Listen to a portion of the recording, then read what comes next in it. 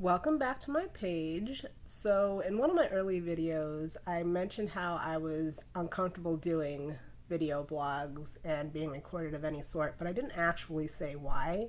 So, today I want to talk about self image and self worth. I have a really hard time seeing myself in pictures and recordings.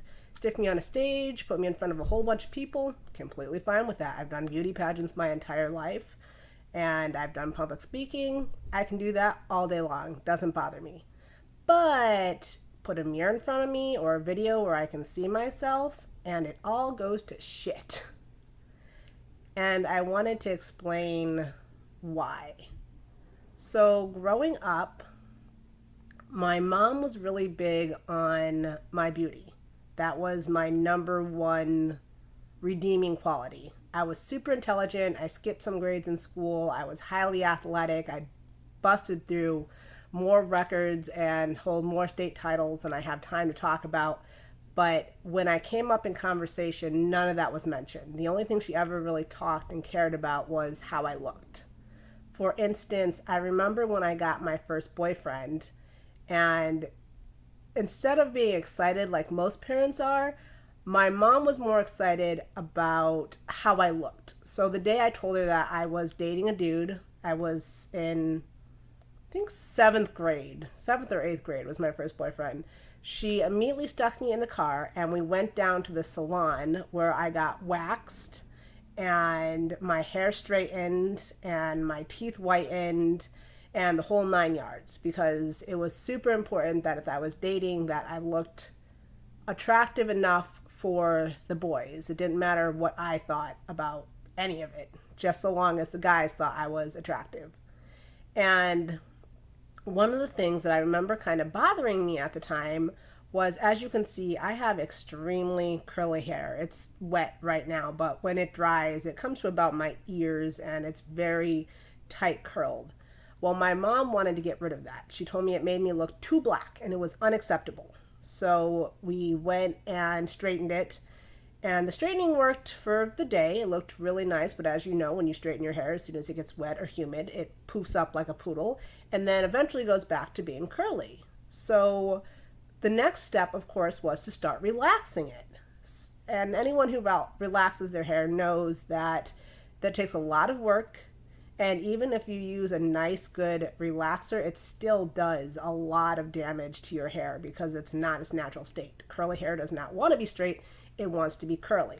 So we were relaxing it every couple of weeks. And of course, even with the deep conditioners and me taking care of it, it was breaking off, it was coming brittle, it was super dry, and it still didn't have that white, sleek hair because my hair is not white and sleek. It is curly, it is black. It is this. So, as that went through, of course, my hair started getting worse over time, and we would just keep straightening it and straightening it and straightening it so that it would look pretty and acceptable. So, that started my hate relationship with my hair. And there were many times where I would cry of how it didn't look white, it didn't look straight, and I just hated it. I hated the curls. I hated everything about it. I was to the point of where I wanted to just shave it off and buy a wig because it would be easier.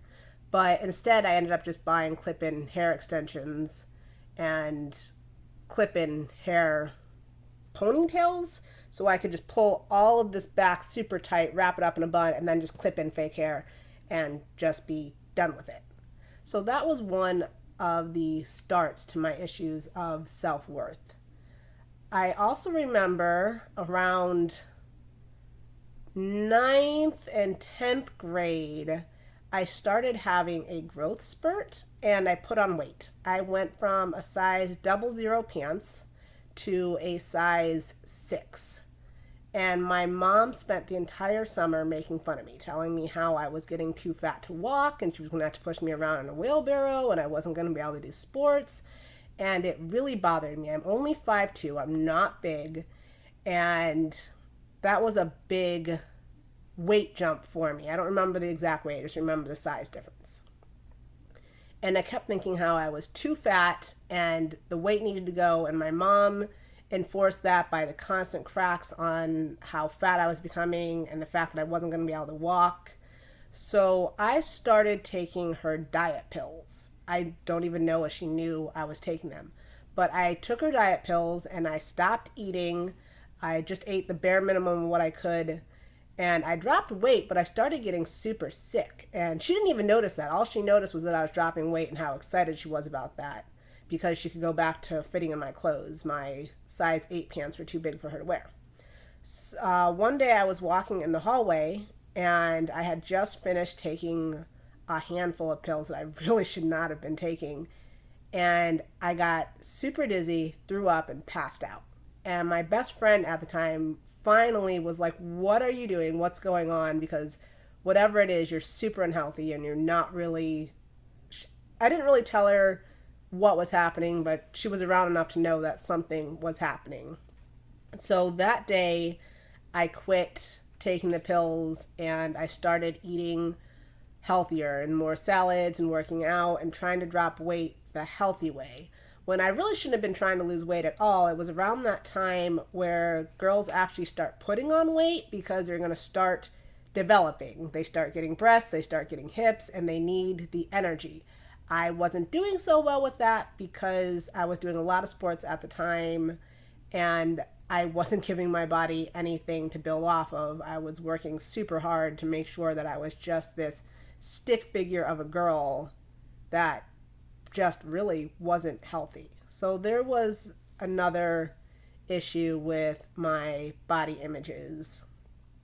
On top of that, like I said, I was doing many beauty pageants. I was doing really well in them. I enjoyed doing them.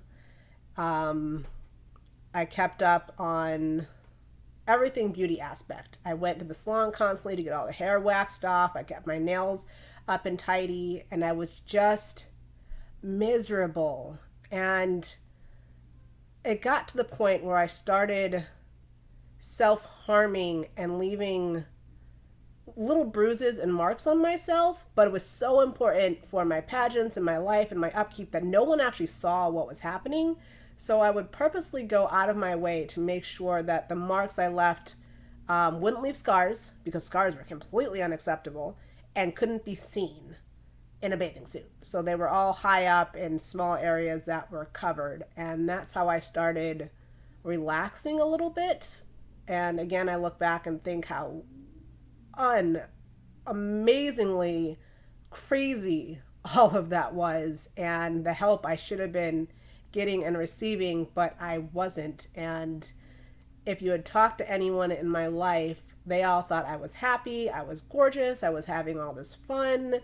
And if you had asked me, it was never good enough. I was never pretty enough. I was never small enough. I was never healthy enough. It was just issues after issues that I never talked about because it was unacceptable. So then you move out of my high school life into my pre-college and my dating life, where I met my soon-to-be husband, and then who would then become my ex-husband. But anyway, so I met him and we started dating. We dated for about 10 years. We eventually got married. And life was great. He had lots of money. We were super happy. We did all this traveling. But he also would make comments about my weight. You're getting too round. You're getting too fuzzy. You're not looking attractive enough. You need to go back to the salon. So I would spend a lot of time not eating. So when he met me, I was 135 pounds. That's about where my weight has always been. And eventually I dropped down to 120, 115. And he stopped making comments and actually started to get concerned because I was losing too much weight. And one moment.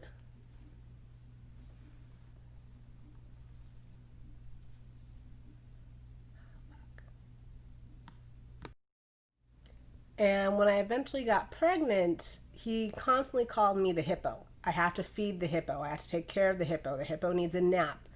And there was one time we were getting ready for dinner, and I remember I had put on the last dress that fit me. Now, mind you, my husband was 6'4", I'm only 5'2", and my daughter is expected to finish at about 6'1", 6'2" by the doctor standards. So even in my pregnancy, she was a very big baby, and I was a tiny me. So a lot of my clothes did not fit, and I was huge. So anyways, he comes up, and he looks at me in my dress, and he starts laughing so hard. There's tears coming down his face. And I'm like, what? What is so funny? And he looks at me and he goes, you look like a hippo parading around in a straw. You can't wear that. And I was like, well, I don't know what you expect me to wear. I'm going to be naked otherwise. And he goes, well, I don't know, but you have to come up with something different because you're huge. That does not work. Could he have said it a little bit nicer? Yeah, probably. Was the dress a little bit tight on me? Absolutely, but it fit. I mean, I wasn't busting out of it. It just was a little bit tight. But that's how that whole relationship went. And eventually it's one of the reasons why I ended up divorcing him. He wasn't a bad dude, but when it came to my emotional well-being, it was constant things like that every day, just grating on me to the point where I was going back to hating myself and my body and my shape. And I had my daughter and I looked at her and I thought, if she was in my position and her boyfriend, husband, whatever, was saying and doing the exact same things that my husband was doing to me, I'd stab him. Wouldn't even think twice about it. So why was I putting up with it? And that was the day I filed for divorce, and everyone thought I was crazy. My husband made a lot of good money. I didn't have to work. We traveled all the time. Everyone thought we were happy, happy, happy. And why? Why would I divorce this man? But in the background, it wasn't all happiness and gloriousness, and there was a lot of mental abuse that went along with it that I just couldn't take and deal with anymore. So I filed for divorce, got the divorce, and I've been much happier since. But even with the divorce, we still are in contact. We still talk because we do have a kid together that we're raising.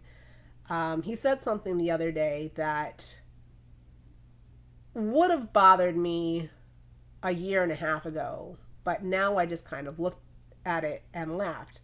He's started dating 18-year-olds because that's what he finds attractive. He's 30-something and is dating these 18-year-olds. And the conversation started with, you know, the one thing I miss about you.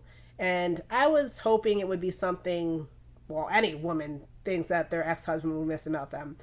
The fact that they cook, they clean, they're a good mother, they raised the household. No, he goes, I really miss the massages that you gave. And I was like, wow, I'm really glad that that's the one and only thing you miss about me. And then without a beat, missing a beat, the next words out of his mouth were, when I started dating you, I thought you were out of my league. I thought you were so cute and so attractive that I couldn't be even on your radar to date. But what I really should have known was that I had self-worth issues and I could have done much better. You're lucky that I was dating you, because now that I've been dating all these other girls, I realize you're 4.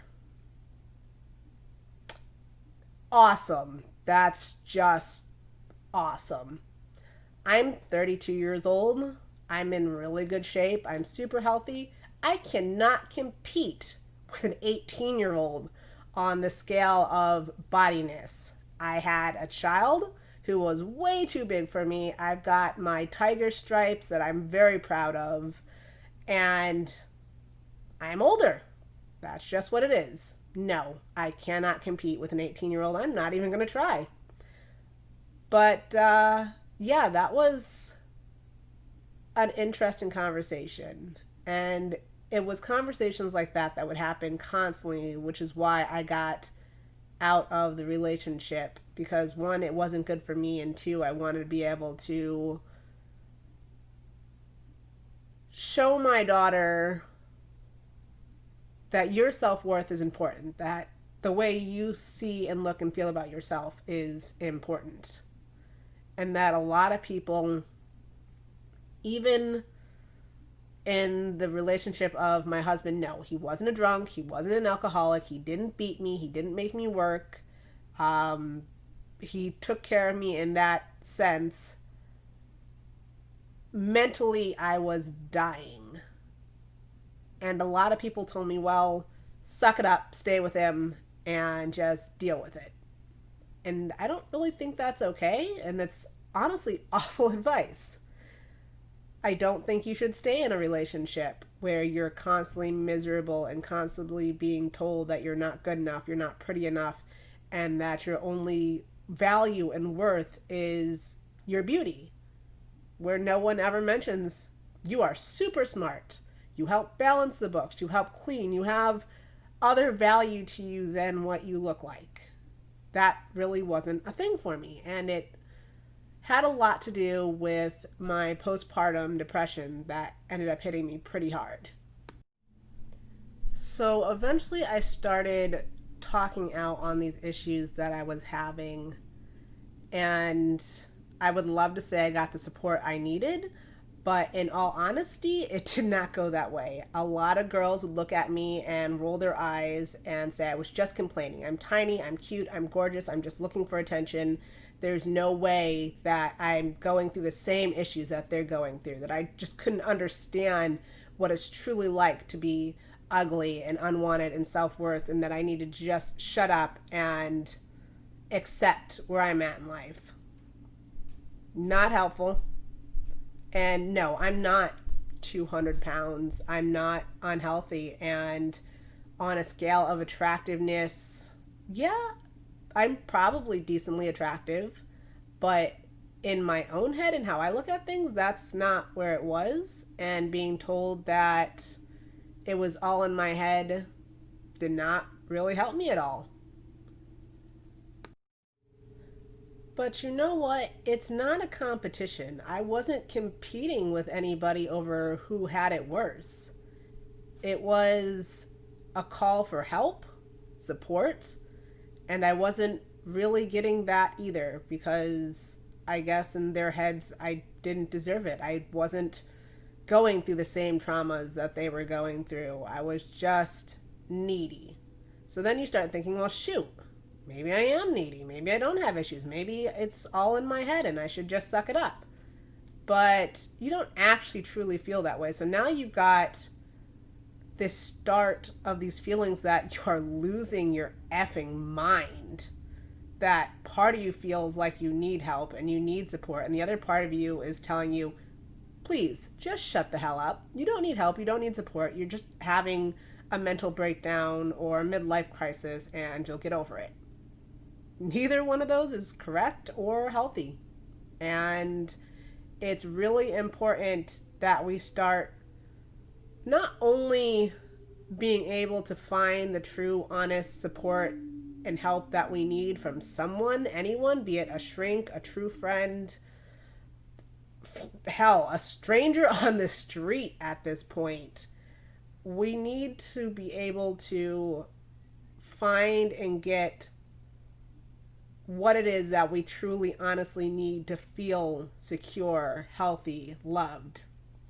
I found mine through a spirituality group that has done amazing things for me and my outlook on myself and life, and was able to help pull me out of the dark places I was at and not judge my struggles on theirs. They understood that we all had our own struggles in life and that it wasn't a competition who was sucking more. But we also need to start supporting one another.